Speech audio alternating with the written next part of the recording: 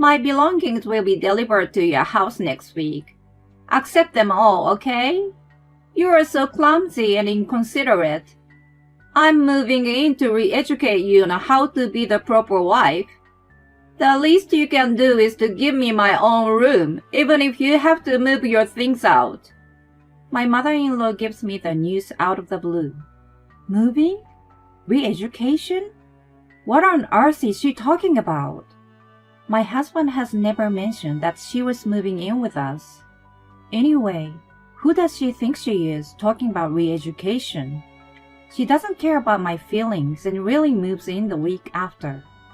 When she sees her son in the house, she screams like Munch. This is when she comes to know who really needs to be re-educated. She also realizes that there is no house for her to live in, because my real home is. I was a working wife who had been married for 3 years. I met my husband Marcus through a friend, and we hit it off right away. After 2 years of dating, we got married. We were both working. We've lived alone before, so both of us were capable of doing a full range of housework. After we got married, we decided that whoever noticed it or had free time would take care of it. This policy seemed to suit us better than a clear division of chores. We never had any dispute over them. When my work became busier, Marcus' share of the workload increased a little at home. Even though it was a rule that we had decided upon together, I felt a little bad about it. I made up for it by buying him nice dessert and treating him to a meal on weekends. I felt like I was bribing him with food, but he always said, "I'm happy to do it this way, rather than overwhelming you at home." I was reassured that I married a really good guy. I prayed that those happy days would last forever. Just as I was hoping, my father-in-law passed away. He had married late, so he was already quite old. It was sad, but Marcus accepted it as inevitable to a certain extent. For my mother-in-law Louise, who had been with him for many years, it was not that easy. She must have felt so lonely after the sudden loss of her husband that she struggled to be alone and began to visit us frequently. On weekdays, she came over after we got home from work. On weekends, she sometimes showed up in the morning. To be honest, it was a little hard for me to entertain her from the morning on my days off. Although I was quite tired from work, I couldn't neglect a grieving mother-in-law. I was determined to help her heal and recover as much as possible. As she continued to rely on us, I noticed that the reason for her visit had somehow changed. In the beginning, we just chit-chatted over meals and drinks.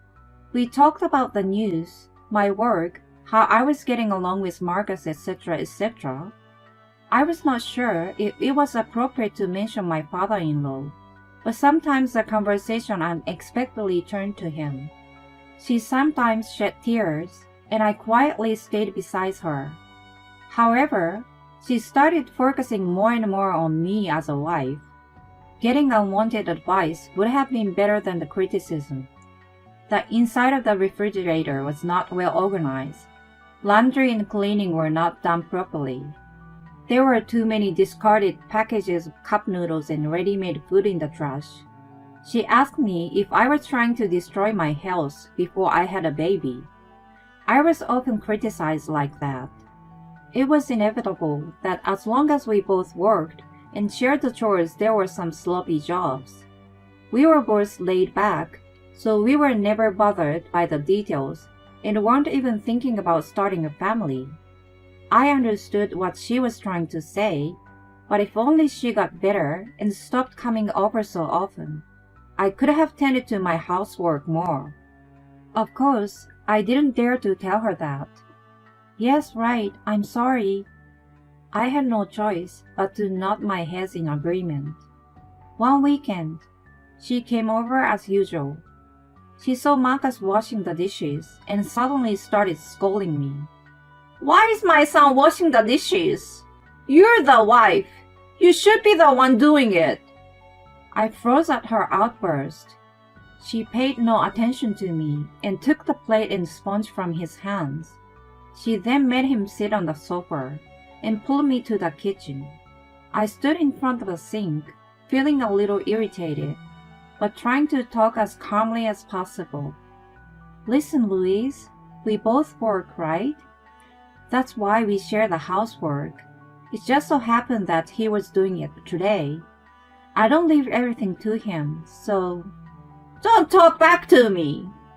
I tried to explain, but she didn't want to listen to me or try to understand.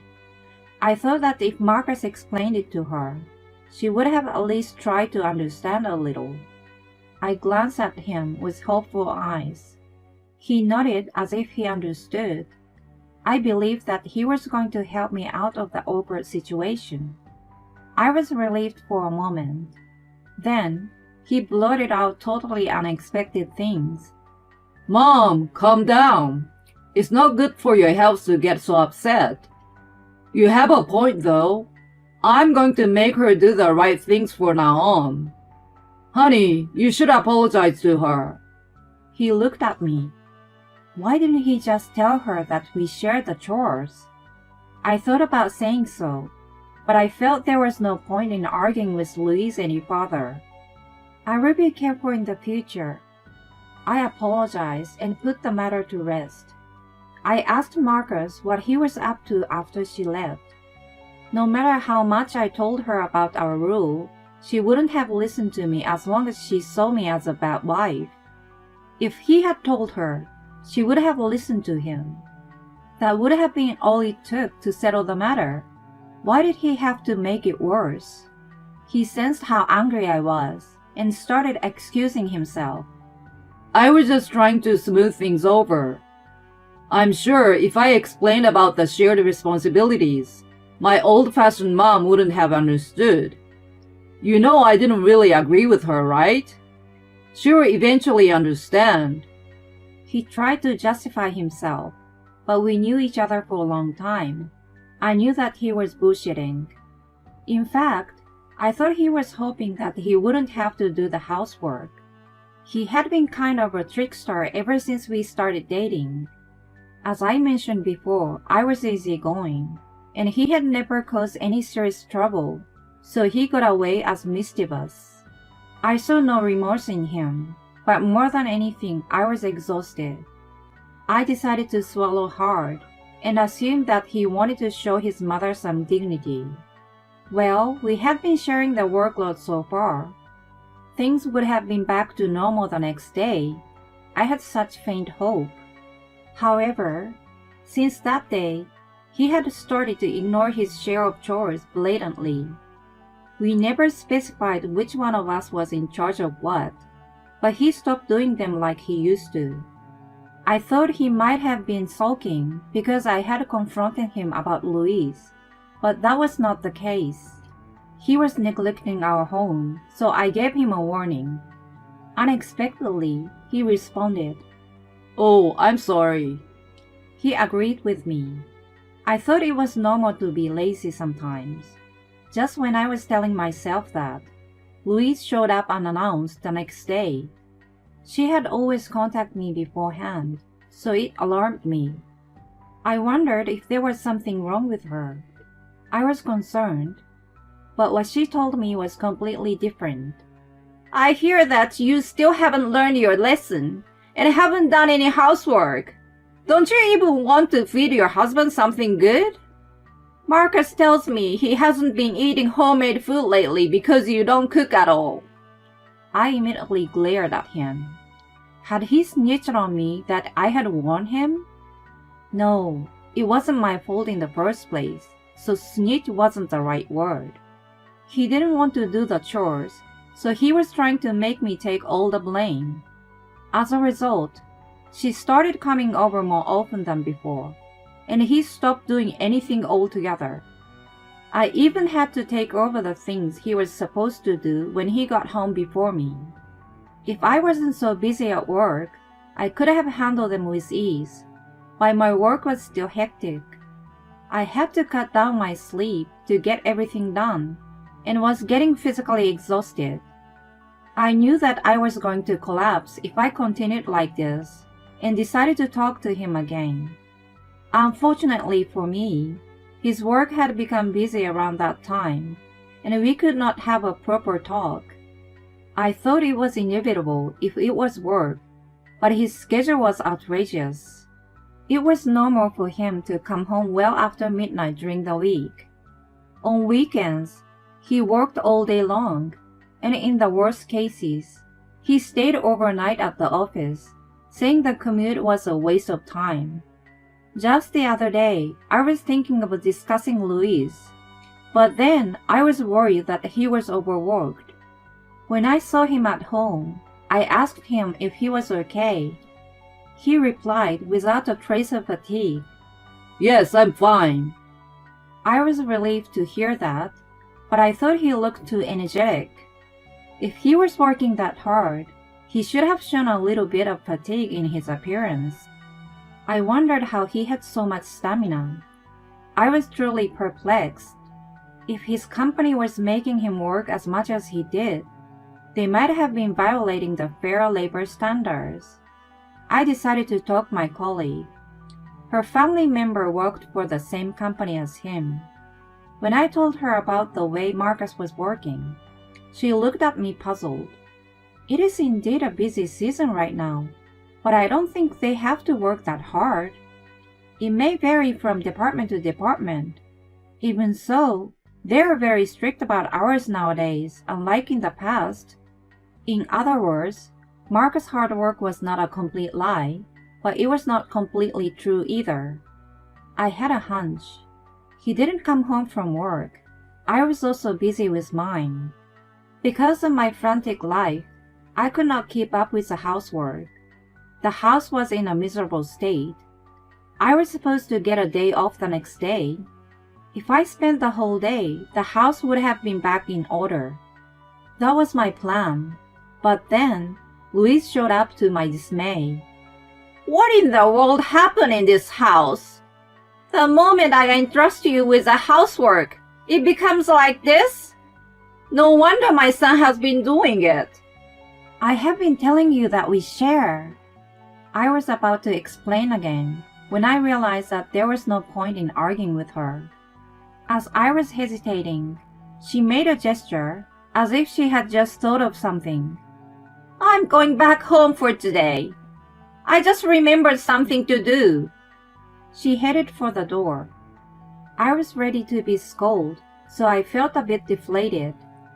If the monster had gone away by itself, I had nothing to complain about though. A few days later, she declared something frightening. Hello.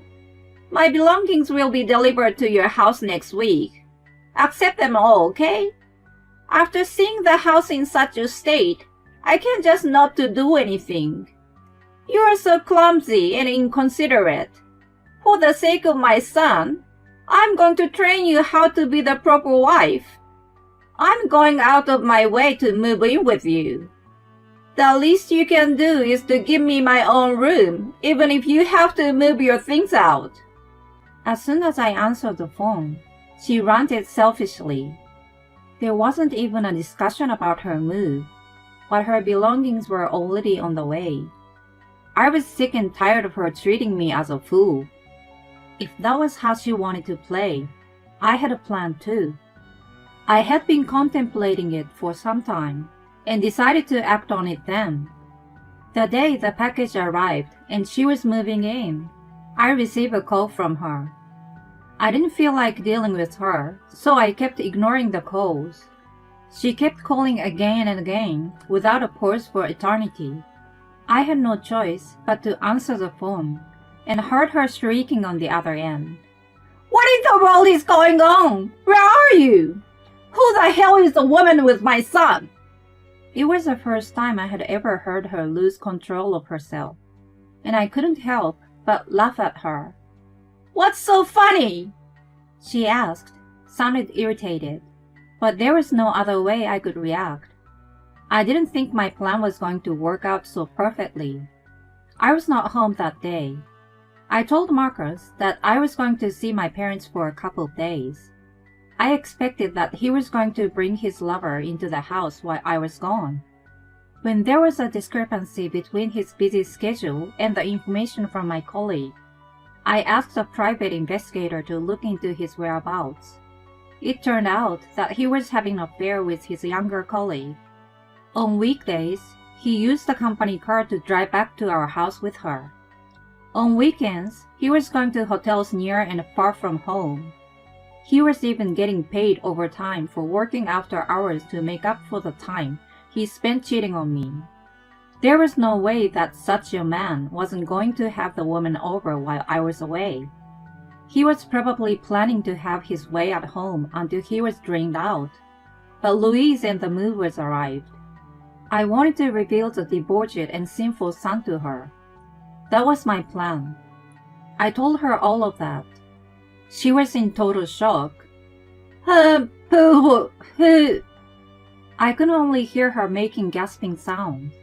It was a pity that I couldn't see what kind of face she was making. By the way, I was not with my parents. I was actually visiting a realtor to sign a contract for a new house and cancel the lease of my current one. I was in the middle of it when I got a call from her, and my realtor was patiently waiting for me to finish. Listen, Louise, I'm busy canceling the lease for my house and stuff, so I will cut to the chase. You made a fool of me and told me that I needed to be trained. Do you realize who really needs it now? And you insinuate that woman do the housework. Who do you think pays the rent of that house? Me. He shared the housework because I was busier and made more money than him. Oh, but he's busy shaking his hips for another woman now, right? Well, I can care less. As for divorce and alimony, my attorney will contact him at a later date. Don't get in touch with me ever again. I was about to hang up the phone and heard her sobbing and pleading with me. I just terminated my lease on my old house. Where am I supposed to go if this house is no more? She had been enjoying picking on me, yet she relied on me when inconvenienced. It's none of my business. Talk to your idiot son. I hung up the phone for real. A few days later, I filed for divorce and 100,000 alimony was being negotiated. I didn't doubt my excellent attorney. Marcus, of course, was dismissed from his job along with his lover because of the incident. I heard through my attorney that he was dumped by her, who told him that she should not have gotten involved. I would have loved to see the two idiots get together and lead a miserable life, but I erased such a wicked thought immediately. Instead, I was told an interesting story. There was still one mystery left. How did Marcus keep up with both busy work and affairs without any sign of exhaustion? One factor could have been that he was enjoying the affair so much that adrenaline helped him. The biggest factor was simply that he was using a lot of over-the-counter energy boosters. As a result, he developed some internal organ problems as a side effect of the drugs, and he could no longer work as much as he used to. Excessive consumption of substances is always a bad idea. The lease of the previous house is terminated as declared. Marcus and Louise don't have the means to keep living there. I don't know where or how they are currently living, or even if they are still alive. They don't matter to me anymore. I am more excited about my new life of freedom.